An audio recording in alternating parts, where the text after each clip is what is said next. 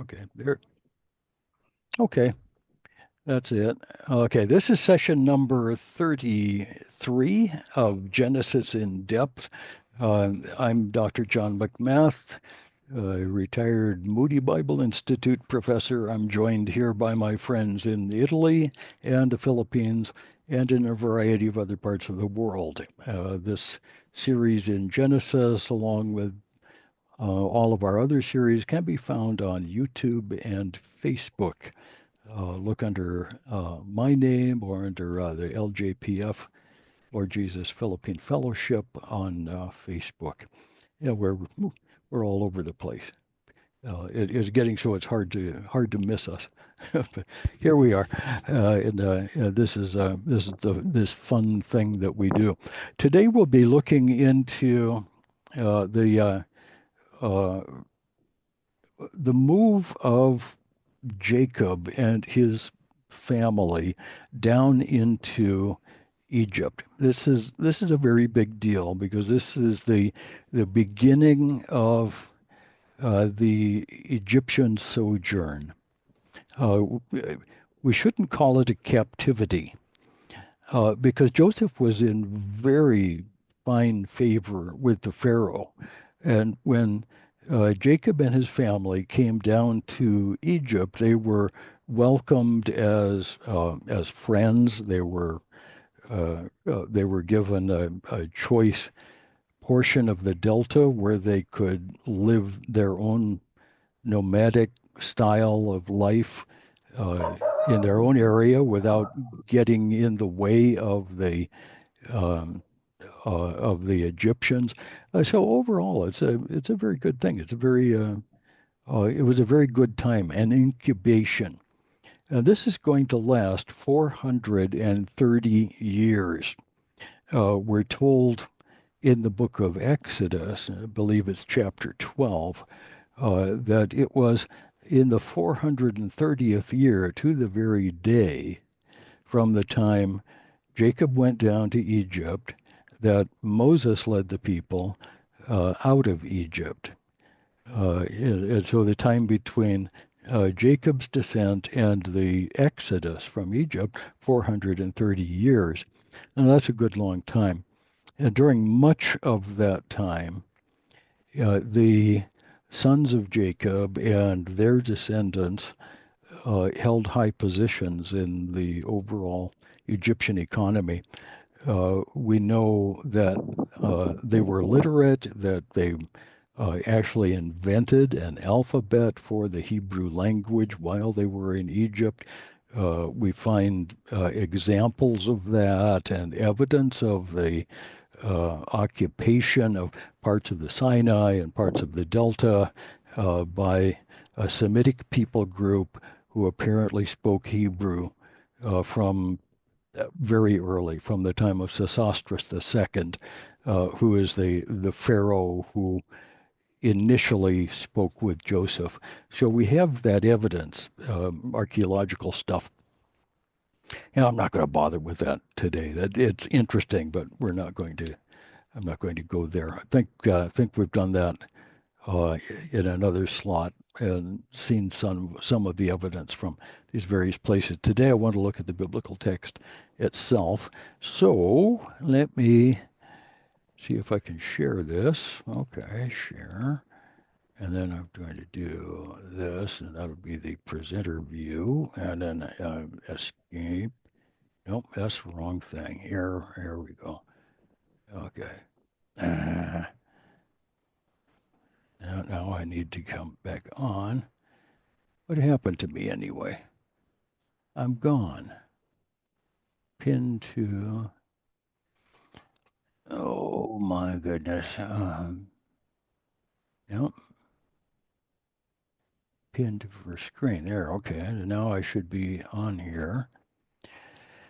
Stop the share. And we'll try sharing again. There, and share. And sometimes I wonder if I'm just going slightly nuts. Uh, That's a real possibility, I think, sometimes.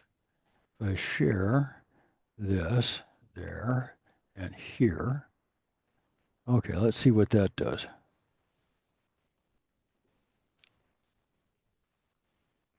Okay, now we're really up and doing it. Well, sort of. This one shouldn't be over here. This one should be the other one. Let's. Oh, this is more fun than a man should be allowed to have. Okay, now we'll try. There it goes. Bingo. Okay, I think I've shown you this before. This is a cave paint, actually a tomb painting from a place in the Nile Delta called Beni Hassan, and it shows a this is a small segment of a much larger painting, but this is an important part of it. What we see here is bearded and long-haired uh, shepherds. You notice they've got goats or gazelles. There's a donkey, couple of donkeys, little kids, including one of them carrying a spear, the recurve bows. The fellow on the lower left has a kind of a mace or battle axe, so they're armed. They're shepherds. They're dressed in the typical garment that the Egyptians use to show people who've come from Syria. So this could easily be a picture of Joseph or Jacob and his family coming down to Egypt. Now, it's probably not. We know that migrants from the area that we call in general Syria or the Levant uh, would come down to Egypt on a fairly regular basis. Egypt was the most metropolitan area. This was a place where food and jobs and trade, uh, military assistance, it was all kinds of things available in Egypt. Egypt was the very large southern neighbor who was always an element in Israel's thinking and activities. Egypt was always there and always of some concern. So in this situation, we've got uh, the necessity finally for Jacob to move down to Egypt, and the year is going to be 1876 BC. So the story starts right off that Jacob learned that there was grain for sale in Egypt. We know that there was the famine that Joseph predicted, that God predicted to Pharaoh and Joseph interpreted, came to pass. There were 7 years of plenty, and then the years of famine began. And Joseph knew that this would last for 7 years. So he's got the food all stored away, and he has a good idea how much he can sell back to the people every year. Uh, we might question the morality of confiscating grain in the form of taxes in order to sell that same grain back to the people of Egypt. Uh, Perhaps it can be argued that there is overhead to be concerned about, guards for the store cities and so on. I don't know, but the commentators routinely question that. They say, what was Joseph thinking here? How ethical was this really? We'll see a point of that here just a little later because Joseph is uh, doing some remarkable things to consolidate the rule of Pharaoh over all of Egypt. And this becomes a very major thing in the history of Egypt. but we'll get to that when we get to it. So Jacob learned there was grain. He said to his sons, "Why do you look at one another?" They're just looking at the the boys have never really figured things out. By this time, they're not boys anymore. They're grown men with families. And he said, "Behold, I've heard that there is grain for sale in Egypt. Go down and buy grain for us there, that we may live and not die."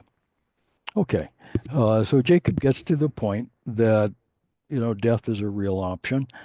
And he decides to send uh, the the men down. So 10 of Joseph's brothers went down to buy grain in Egypt, but Jacob did not send Benjamin, Joseph's brother, with his brothers, for he feared that harm might happen to him. All right, so 10 sons. Benjamin stays back. That's important for the development of the story. So the sons of Israel came to buy among the others who came, for the famine was in the land of Canaan, implied as well as in Egypt. The whole eastern Mediterranean, very likely, shared in this same famine, and the land of Mesopotamia very likely had the same circumstances. Since there was no wise vizier in Mesopotamia that we know of at this time, there was probably the same 7 years of plenty followed by 7 years of famine in the Tigris-Euphrates Valley, and the people there would have suffered the normal ravages of a famine. Some of them maybe even came to Egypt. Uh, we don't know. There's a lot we don't know. It's so long ago that there are not a lot of reliable records. At any rate, the famine was at least as far as Canaan.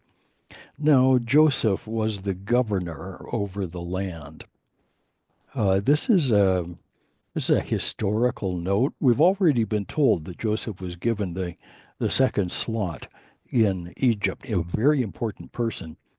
And we're told he was the governor over the land. He was the one who sold to all the people of the land. And Joseph's brothers came and bowed themselves before him with their faces to the ground. All right, visualize this. These boys are coming in before Joseph. Uh, the these brothers of Joseph didn't recognize Joseph.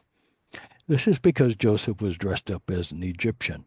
In the tomb painting here in the top story upper right, the servants on the right are Egyptians. And you can see some of the difference. They dress differently. Typically, Egyptians dressed for work would wear an outer garment of little more than a kilt. It's like a short skirt, knee-length skirt of some kind. Uh, and the men are bare-chested. The hair on top of the Egyptian heads are wigs. We know that from the tomb paintings.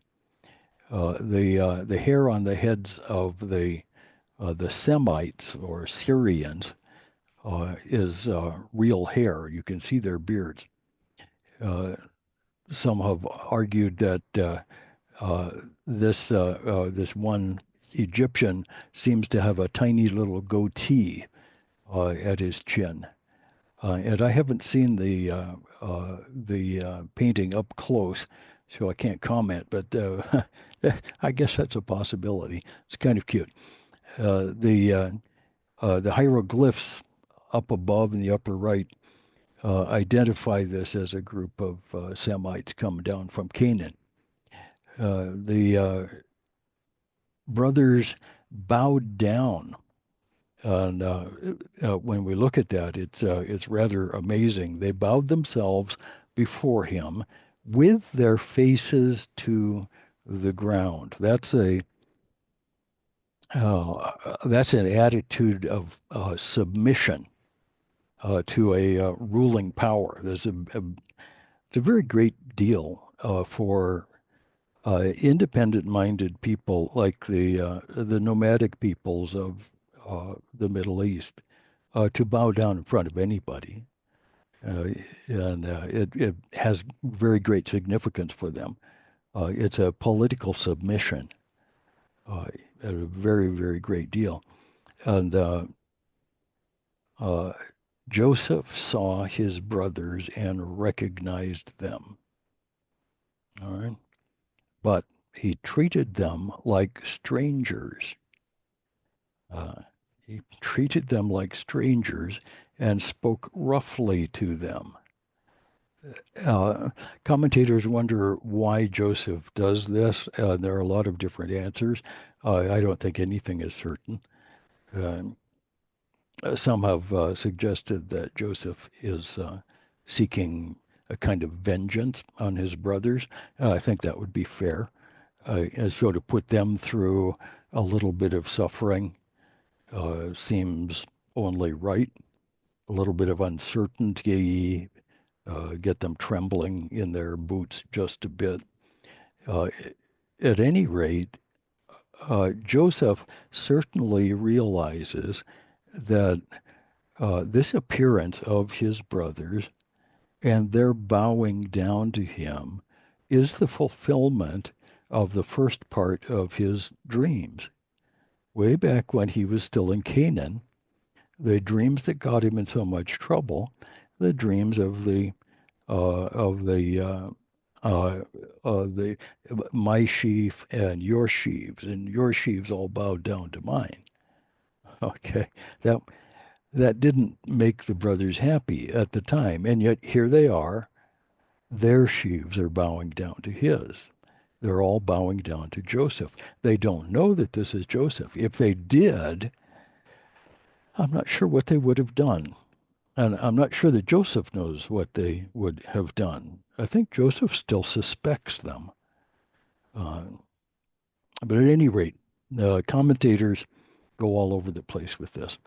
So Joseph was the government. The brothers came. They bowed their faces down. Joseph saw his brothers, but he treated them like strangers. He said, "Where did you come from?" And they said, "From the land of Canaan to buy food." And Joseph recognized his brothers, but they did not recognize him. And Joseph remembered the dreams that he had dreamed of them. Okay, so this whole thing is coming back to him. And it's as though Joseph is finally realizing that there is a supernatural component to his life. When we see everything that has happened here, they these boys are fulfilling the plan of God for Joseph and for Jacob. This is all coming together according to plan. This is one of many places in the Bible where God makes a prediction of how things are going to work out, and then He begins to fulfill that prediction. And when God fulfills these prophetic foretellings, He always fulfills them literally. The the notion that Jacob's brothers would bow down or Joseph's brothers would bow down to him was a dream literally given to Joseph, and this is how it was fulfilled. The dream about the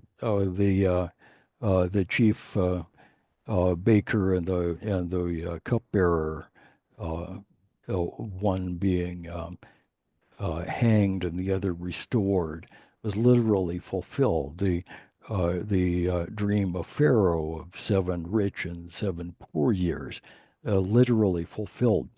So this tells us something about biblical prophecy. Normally, when we see a prophetic structure of some kind, we should look for a literal fulfillment.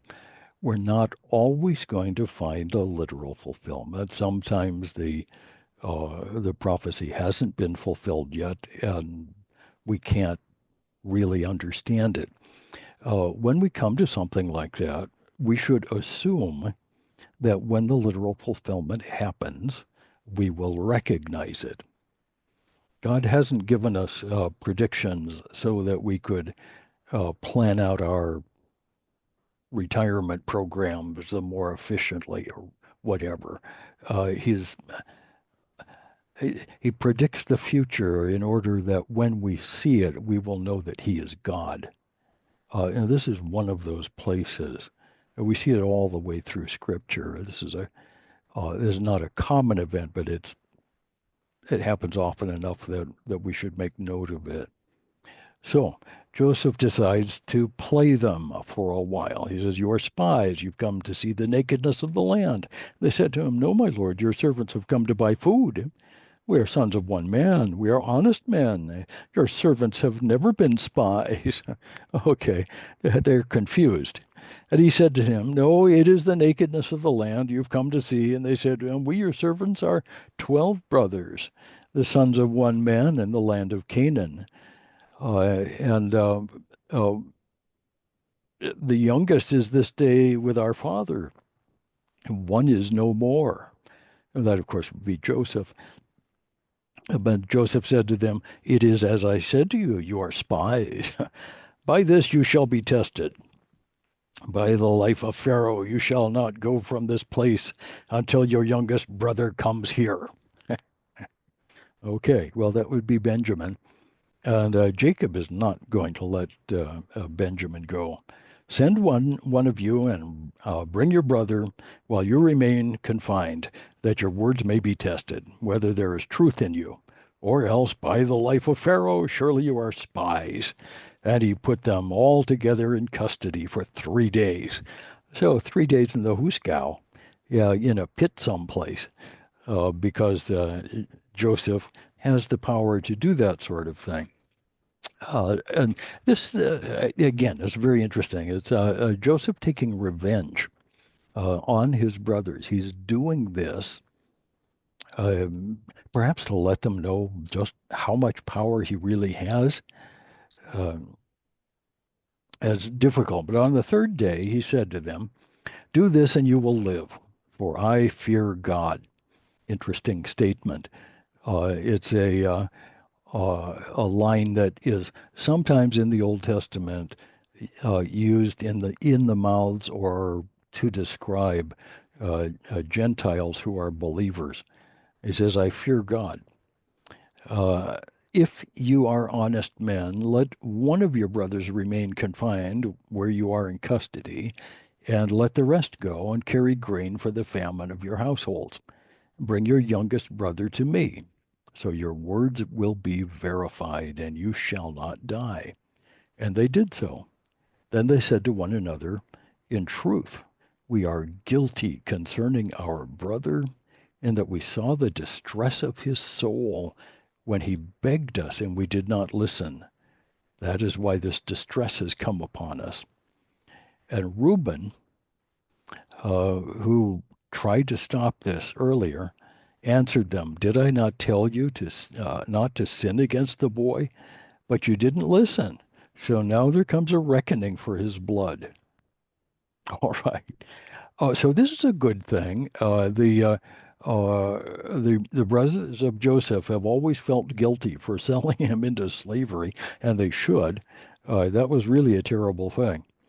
Verse 23, "They did not know that Joseph understood them, for there was an interpreter between them." This is a detail that we haven't seen yet. Now we know he's speaking through an interpreter. "Then he turned away from them and wept. And he returned to them and spoke to them. And he took Simeon from them and bound him before their eyes. Joseph gave orders to fill their bags with grain and to replace everyone's money in his sack and give them provisions for the journey. And this was done. Then they loaded their donkeys and their grain and departed. And as one of them opened his sack to give his donkey fodder at the lodging place, he saw his money in the mouth of the sack. He said to his brothers, "My money has been put back, but here it is. uh, in the mouth of my sack. At this, their hearts failed them. They turned trembling. What is this that God has done to us? Okay. He thought that one of the Egyptian servants perhaps had done this thing so that they could be chased, tracked down, accused of theft, whatever. But at last they came safely to Jacob their father, verse 29. In the land of Canaan. And they told him all that had happened to them, saying, the man, the Lord of the land, spoke roughly to us and took us to be spies. We said to him, we're honest men, never spies. We're 12 brothers, sons of our father. One is no more. The youngest is this day with our father in the land of Canaan. Then the man, the Lord of the land, said to us, by this you shall know that you are honest men. Leave one of your brothers with me and take grain for the famine of your households and go on your way. Bring your youngest brother to me.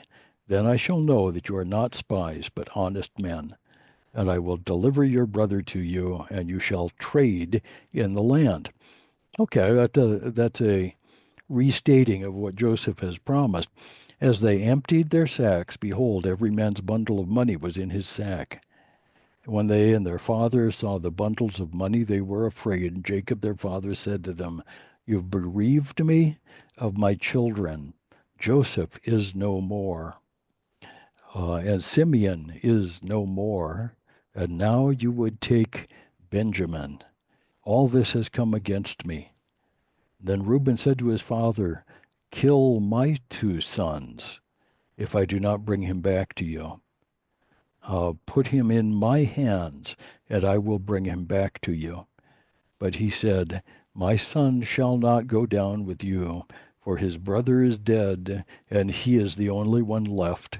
If harm should happen to him on the journey that you are to make, you would bring down my gray hairs with sorrow to Sheol. Okay, so a little uh, a little much, but there it is. He thinks we're all gonna die. Okay, that takes us into uh, chapter 43. The famine was severe in the land. When they'd eaten the grain they had brought from Egypt, their father said to them, go again, buy a little food. And Judah said, the man solemnly warned us. Notice it's Judah this time instead of Reuben. Now, Reuben is the one who lay with his father's concubines, so he may not be the most trustworthy of the group, although he's acting as though he's the grown-up of the group. Judah, on the other hand, is no better than any of the rest of them. He's been cavorting with prostitutes and whatnot. This is not a fun thing.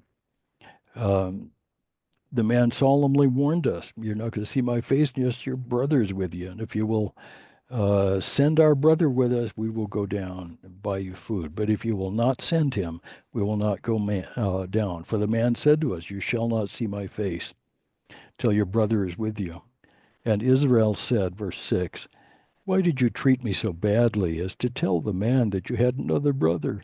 They replied, well, the man questioned us carefully about ourselves and our kindred, saying, is your father still alive? Do you have another brother? What we told him was in answer to these questions. Could we in any way know he would say, bring your brother down?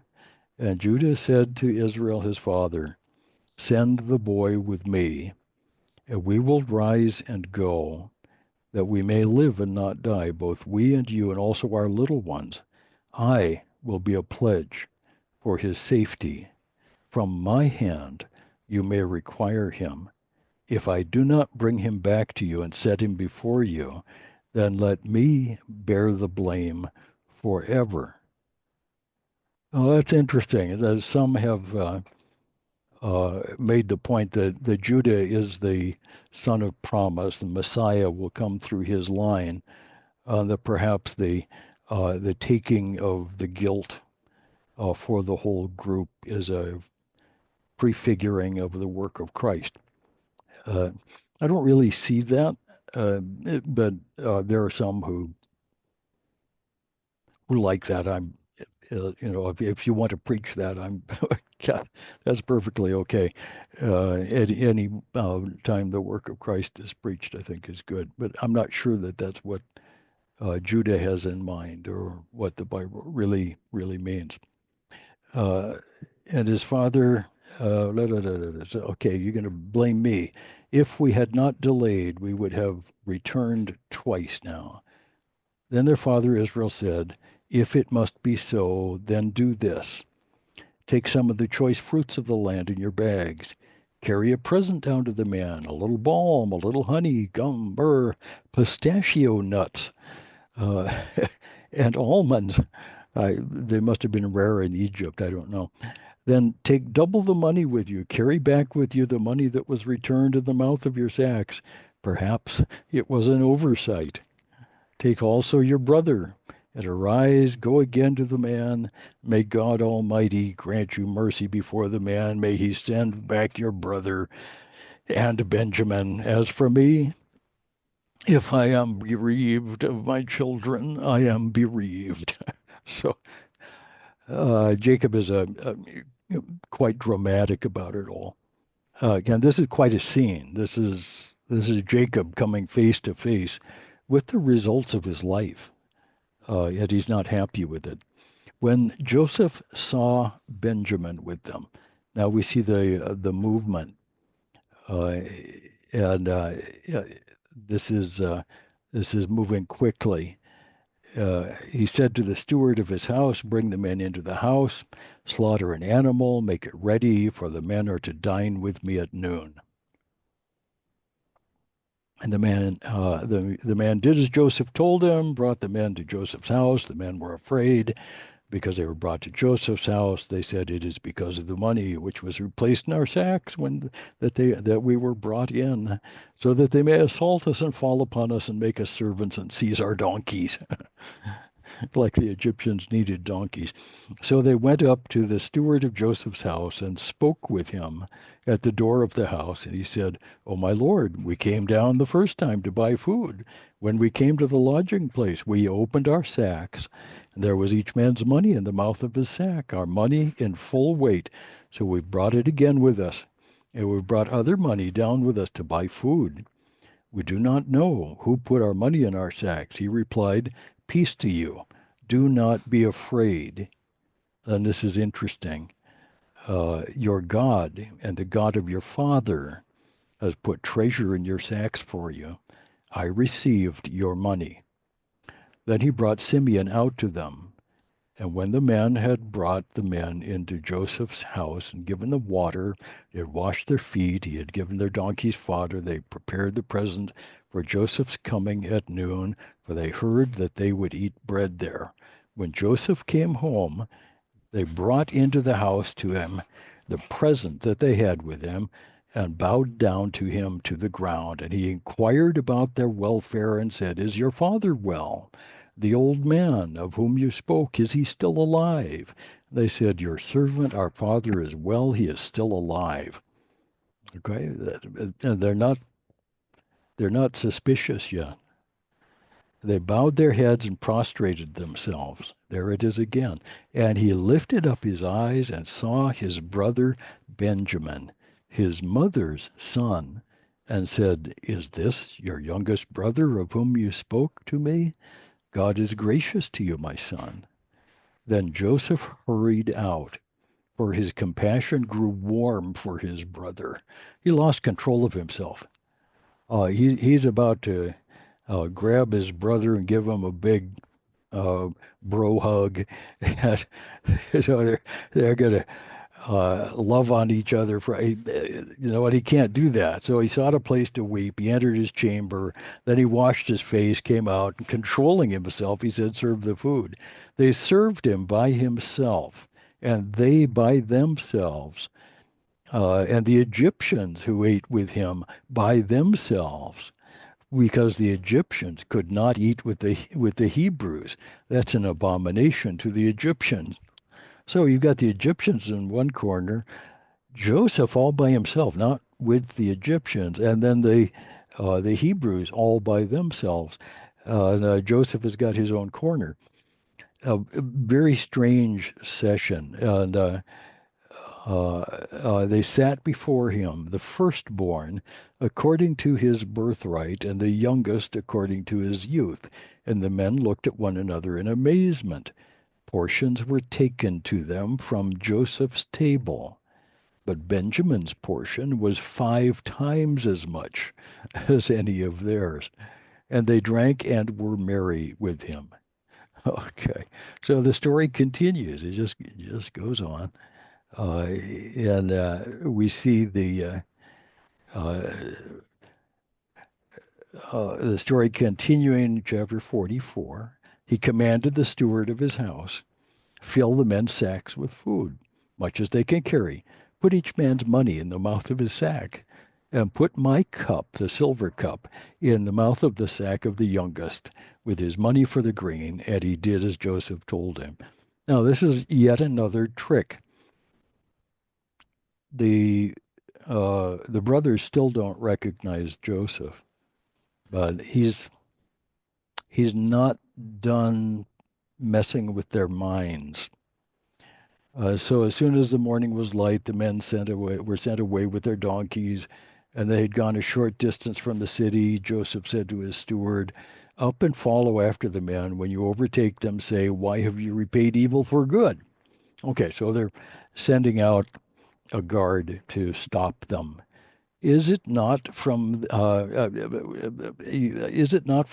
that my Lord drinks this silver cup, and by this that he practices divination? Now, it's virtually certain that Joseph didn't practice divination. Divination is consulting the gods to discover what's going to happen. Joseph was given dreams for that purpose, and the pagan gods would take part in divination. But uh, they overtook him. They said, "Why does my Lord speak such words as these? Far be it from your servants to do such a thing." Well, actually not. They've already demonstrated that they're unscrupulous. But far be it. Behold the money that we found in the mouths of our sacks, we brought back to you from the land of Canaan. How then could we steal silver or gold from your Lord's house? Whichever of your servants is found with it shall die. And we also will be my Lord's servants. So fairly solemn promise here. This plot just keeps getting sicker. And we know now what's going to happen. And he said, "Let it be as you say. Who is found with it shall be my servant, and the rest of you shall be innocent." That each man quickly lowered his sack to the ground. Each man opened his sack. They searched, beginning with the eldest, ending at the youngest, and the cup was found in Benjamin's sack. Okay, so there it is. The cup of divination is found in Benjamin's sack. So they tore their clothes, every man loaded his donkey, they returned to the city. Then Judah and his brothers came to Joseph's house. He was still there. They fell before him to the ground. Joseph said, "What deed is this that you have done? Don't you know that a man like me can in fact practice divination?" Okay, which of course he couldn't. But he maintains it. The commentators aren't sure what Joseph was expecting to get here. He's pushing them, uh,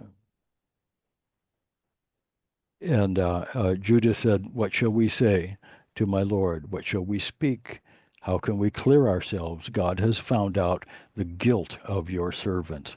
Behold, we are my Lord's servants, both we and also he also in whose hand the cup has been found." And he said, "Far be it from me that I should do so. Only the man in whose hand the cup was found shall be my servant. But as for you, go in peace." And Judah said to him, Aaron, we notice this is Judah again. This is going to take some courage. "O my Lord, please let your servant speak a word in my Lord's ears, and let not your anger burn." against your servant, for you are like Pharaoh himself. My Lord asked his servant, saying, Have you a father or brother? And we said to the Lord, We have a father, an old man and a young brother, the child of his old age. His brother is dead. He alone is left of his mother's children, and his father loves him. Then you said to your servants, Bring him down. When we said to my Lord, The boy cannot leave his father. If he should leave his father would die. He said to your servants, Unless he comes, you shall not see my face. Then we went back to your servant, my father. We told him the words when your father said, Go again, buy us a little food. We said, We can't. If our younger brother goes with us, then we will go down, for we can't see the man's face unless our youngest. You notice how the story repeats several times everything that has already been said. This made the story easier to memorize. Uh, at any rate, your servant, my father, verse 27 said, You know that my wife bore me two sons. One left me, and I said, Surely he's been torn to pieces, and I've never seen him since. If you take this one also, and harm happens, you will bring down my gray hairs in evil to Sheol. Now, therefore, as soon as I come to your servant, my father, and the boy is not with us, then, as his life is bound up in the boy's life, as soon as he sees that the boy is not with us, he will die. And your servants will bring down the gray hairs of your servant our father with sorrow to Sheol. So your servant became a pledge of the safety for the boy to my father, saying, If I don't bring him back, then I shall bear the blame. Now, therefore, please let your servant remain instead of the boy as a servant to my Lord, and let the boy go back with his brothers. This is actually a very responsible, very mature thing for Judah to do. It's probably one of the better things that Judah has ever done in his life. He was one of the chief instigators of selling Joseph into slavery. So, has Judah had a maturing? Apparently. How can I go back? I fear to see the evil that would find my father. And Joseph could not control himself. This is 45:1. He couldn't control himself. He cried, Make everyone go out from me. So no one stayed with him when Joseph made himself known to his brothers. So it was just Joseph and his brothers, and all of the Egyptians left. And he wept aloud, so that the Egyptians heard it, and the household of Pharaoh heard it. And Joseph said to his brothers, I am Joseph. Is my father still alive? But the brothers couldn't answer. They were dismayed. Now, this must have been quite the amazing. this is a terrible thing. I mean, when you think of it, what is going on here? I am Joseph, your brother. Here I am. Is my father alive? And Joseph said to his brothers, Come near to me, please. And they came near on a bit of trembling. And he said, I am your brother, Joseph, whom you sold into Egypt. Oh, and that must have put the hairs on the back of their heads just standing on end. And now do not be distressed or angry with yourselves because you sold me here. For God sent me before you to preserve life. Something important is going on. For the famine has been in the land these 2 years, and there are yet 5 years in which there will be neither plowing nor harvest. And God sent me before you to preserve for you a remnant on earth and to keep alive for you many survivors. Okay, so God is working out a plan, and Joseph's sale into slavery his time in prison, his time as the vizier of Egypt, all of this, his complex storyline, is an outworking of the plan of God. Here is God using an essentially broken family to build a nation that will be the object lesson for the world of the blessing of a walk with God and also the curse of not walking with God. Egypt or Israel's primary function in history has been as an object lesson. And we see that very much here. God sent me before you. So it was not you who sent me here, but God. He has made me a father to Pharaoh, lord of all his house, ruler over the land of Egypt. Hurry, go up to my father and say to him, thus says your son Joseph, God has made me lord of all Egypt. Come down to me. Do not tarry. You shall dwell in the land of Goshen, and you shall be near me. And you and your children and your children's children and your flocks and your herds and all that you have. The land of Goshen is usually identified with a wadi on the east side of the Nile Delta. It on the satellite photograph, it sticks out like a sore thumb. It's a fairly narrow green area running from the Nile River basin itself out toward the east, toward the crossing with the Sinai, very close to the place where we find the Suez Canal. The artifacts that we find there, not as many as I would like, but the artifacts that we find there include Joseph's dwelling place at Avaris and large numbers of encampments where a nomadic and Semitic people group would have been living many, many years ago. So we have significant evidence that this story is in fact completely true. I'll provide for you for there yet 5 years. Okay. All right. Then 14. Hurry and bring my father down here. Then he fell upon his brother Benjamin's neck and wept, and Benjamin wept on his neck, and he kissed all his brothers, wept upon them. And after that, his brothers talked with him. When the report was heard in Pharaoh's house, Joseph's brothers had come. It pleased Pharaoh and his servants. So the Egyptians were very happy to hear this, because Joseph, again, is a very high official. He's very important to Pharaoh. Pharaoh said to Joseph, say to your brothers, do this, load your beasts, go back to the land of Canaan, take your father and your households, and come to me. I will give you the best of the land of Egypt. You shall eat the fat of the land.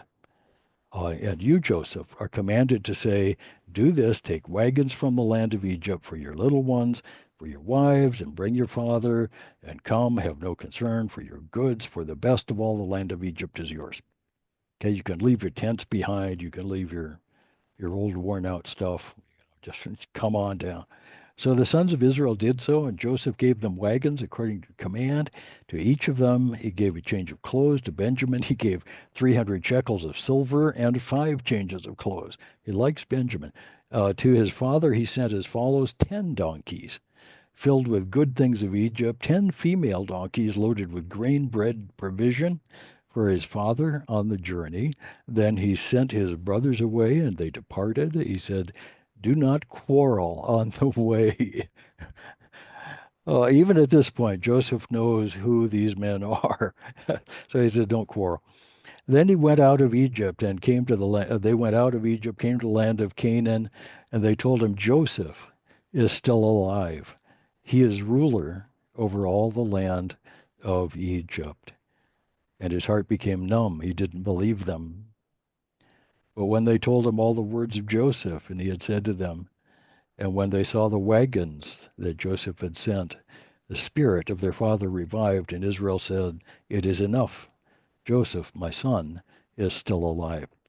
So in chapters 46 and into 47, we see the preparations to go on down, uh, and it gets a confirmation from God, a renewal of the covenant in chapter 46, verse 3. And he said, I am God, the God of your father. Do not be afraid to go down to Egypt, for there I will make you into a great nation. So this prediction that will cover the next 430 years, some 15 or so generations. I've forgotten the genealogies, just my good fortune to not have that memorized. But there, quite a few generations. It's going to be a movement from a relatively small group into a significant people group, some hundreds of thousands. And then Joseph or Jacob went out from Beersheba, verse 5. Sons of Israel carried Jacob their father, their little ones, their wives, and the wagons Pharaoh had sent. They took their livestock and their goods, the things they'd gained in Canaan, came to Egypt, Jacob and all his offspring, sons, his sons' sons, his daughters, his sons' daughters, all the offspring. These are the names, and we get a name of all of the people, and there's 33. And the sons of Gad are listed. We start off with the various sons. Go all the way through this, and I'm not going to walk through them all. And all the persons belonging to Jacob who came into Egypt, who were his own descendants, not including Jacob's sons' wives, who were born to him in Egypt, were two. And all the persons in the house of Jacob who came into Egypt were 70. So we've got a grand total here of 70 persons in the nation of Israel. And he had sent Judah ahead to show the way before him in Goshen. They came to the land of Goshen, and Joseph prepared his chariot, which would be a kind of uh, like a commercial cart. Uh, Joseph at this time wouldn't have had anything more than a ceremonial chariot. It was the Hyksos who later provided the war chariot. And eventually we'll talk about those. And Joseph said to his brother's household, verse 31, I will go up and tell Pharaoh and say to him, my brothers and my father's household who are in the land of Canaan have come to me. The men are shepherds. They've been keepers of livestock. They've brought their flocks and herds. When Pharaoh calls you and says, what is your occupation? You shall tell them, your servants have been keepers of livestock from our youth until now, in order that you may dwell in the land of Goshen, for every shepherd is an abomination to the Egyptians. In other words, the Egyptians are very prejudiced people. They don't like shepherds. They smell like sheep, apparently. Okay. But that will also guarantee them a separate spot. So Joseph went in and told Pharaoh, my father and my brothers, with their flocks and herds, and all that they possess, have come from the land of Canaan. They are now in the land of Goshen. And from among his brothers he took 5 men and presented them to Pharaoh. Pharaoh said to his brothers, what are your occupations? They said, we're shepherds. And they said to Pharaoh, we've come to sojourn in the land, for there is no pasture for our flocks. The famine is severe. And now, please, let your servants dwell in the land of Goshen. And Pharaoh said to Joseph, your father and your brothers have come to you. The land of Egypt is before you. Settle your father and your brothers in the best of the land. Let them settle in the land of Goshen. If you know any able men among them, put them in charge of my livestock. And so Joseph brought in Jacob his father, stood him before Pharaoh, and Jacob blessed the Pharaoh. Can you visualize that? I'm actually loving this. Jacob blessed the Pharaoh and went out from the presence of Pharaoh. Then Joseph settled his father and his brothers and gave them a possession in the land of Egypt, the best of the land of Ramses, and Pharaoh commanded. And Joseph provided his father, his brothers, and all his father's household with food according to the number of their defendants. Okay. Now, uh, 13 through 26, we see just a note on how Joseph administered the land during this time of famine. Joseph gathered all the money that was found in the land of Egypt. So the people took all the money they had. Uh, when we talk about money in Old Testament times, actually, in every part of history prior to relatively modern times, we're talking about coins made of gold or silver or bronze. In other words, some kind of precious metal. And metals throughout history have had very low inflation rates. In other words, if you've got an ounce of gold, it remains an ounce of gold no matter what, and it will always be worth whatever an ounce of gold is worth. There's uh, the money is this thing. Joseph brought the money into Pharaoh's house. When the money was all spent, and all the Egyptians came to Joseph and said, "Give us food. Our money is gone." And Joseph said, "Well, give your livestock. I'll give you food in exchange for your livestock." They brought that. The horses, the flocks, the herds, the donkeys, supplied them in food. When that was gone, they said, "We will not hide that our money is spent. The herds and livestock are spent. There's nothing left in the sight of my Lord but our bodies and our land. Why should we die before your eyes, both we and our land?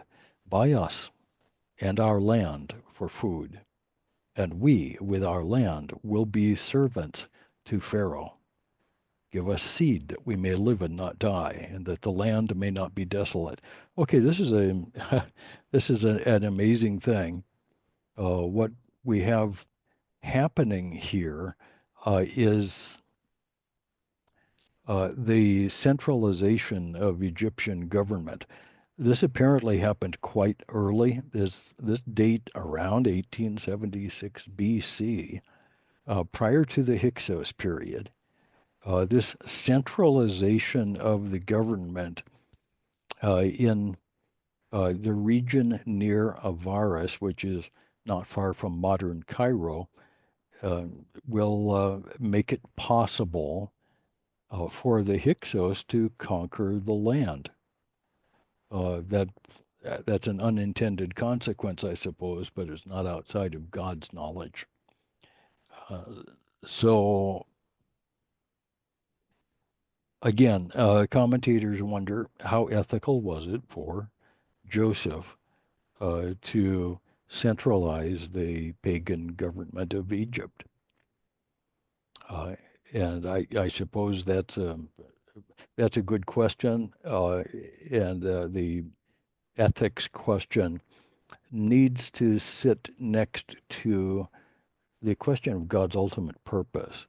God causes governments to rise and fall. He causes nations to flourish and decrease, uh, usually for some larger purpose that we don't always know about. And in this case, the point is to build specific character into the people of Israel. For 430 years, the people of Israel will grow in numbers, and they will begin developing traditions. Uh, the uh, the people of Israel will not become thoroughly Egyptian and thoroughly godless. They will remember who their family was. Moses will come up out of this background at a later time. Now, the fortunes of Israel will change from uh, really good to not very good. We wonder whether that's at the hands of the Hyksos rulers or the hands of the later Egyptian. the first Egyptian pharaoh of the 18th dynasty, who is almost the second, or almost the first, sorry. He took the throne about 1520 BC, about the same time that Moses was. So that may have been the beginning of this, of the late Bronze Age and the beginning of the 18th dynasty. All happen about 1520 BC, and the birth of Moses also happens at that time. And that, I believe, is when the servitude, the hard servitude of Israel is going to take place. That will only last about 75 years, which is plenty of time. That's a while. At any rate, that's where we are for now. Um, Joseph is the administrator of Egypt, and his brothers and their family have moved into Egypt, and this sets up the uh, the circumstances for the Exodus. Next week we'll see death of Jacob, the final confrontation between Joseph and his brothers, and then the blessing of all of the sons of Israel just before Jacob's death. Uh, and that's interesting. That's what we'll focus on next week. And just a reminder, next week will be the last session in our Genesis series. And so I'd like everybody to think about what you'd like next and let the pastors know what you'd like to have from me next, or if you'd like a break. We're getting close to summer, so we could take a break, but whatever works, whatever works. Let me see if I can make this, if I can stop the share and get our, all right. Okay, folks. Hey, thanks for being along for the ride today. This has been fun. Let me get my view up. Oh, there it is. Now I can see everybody. Thank you, Dr. John. Yeah, we love you guys. This is always fun. It's an enjoyable thing to see the group. And we'll see you again next week and finish up the book of Genesis. All right. Bye bye, everybody. Love Okay. you all. Take Ciao a care. tutti. Ciao ciao. Ciao a tutti. Ciao a tutti, grazie. Ciao a tutti.